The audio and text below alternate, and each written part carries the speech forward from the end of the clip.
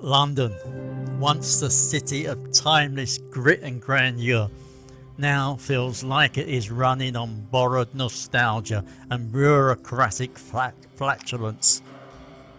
Moreover, Britain's once proud lion seems more like a winded tabby pouring at reforms that arrive slower than courtroom summons dated 2029. The city where dreams go to be mugged and justice takes a 4-year tea break.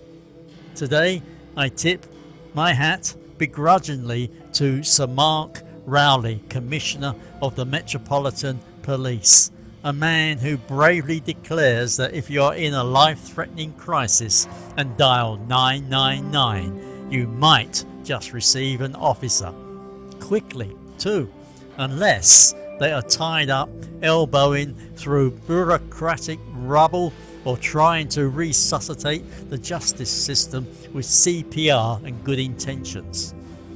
Let us roll through the greatest hits. We are stretched, Sir Mark confesses, like a yoga instructor balancing on top of broken court files. Smaller than we ought to be, he adds, in between praising politicians for throwing resources like confetti at a funeral. Nevertheless, wait, there is a twist. He assures us that there is no tale of hopelessness. After all, the Mayor and Home Secretary are fighting hard for the police, which roughly translates as they have mastered the ceremonial gesture known as public concern hand wave, occasionally seen in stop and search photo ops and legacy rehabilitation tours through black communities.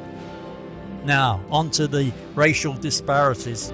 Shameful, he says, almost surprised to discover a moral compass buried under decades of institutional distrust. Black boys in London are far more likely to be dead by 18 than white boys. A statistic so monstrous it deserves a public inquiry, preferably one that concludes before these boys turn 18. Moreover, what is Sir Mark's strategy? Stop and search on streets with historically low trust.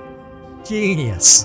Let us rebuild faith by frisking people like repeat offenders, while repeat offenders stroll in and out of Snares Brook Crown Court, some with trial dates listed in 2029.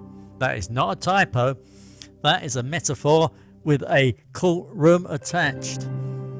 The criminal justice system, Sir Mark reveals, is close to broken. Close? With hundreds of cases languishing like lost socks in legal purgatory, it is more cratered beyond recognition. Officers deal with repeat offenders caught in the revolving door, a structural feature now upgraded with polished brass handles and taxpayer-funded negligence. So, what is the solution? Prison reform and better probation, he says. Right.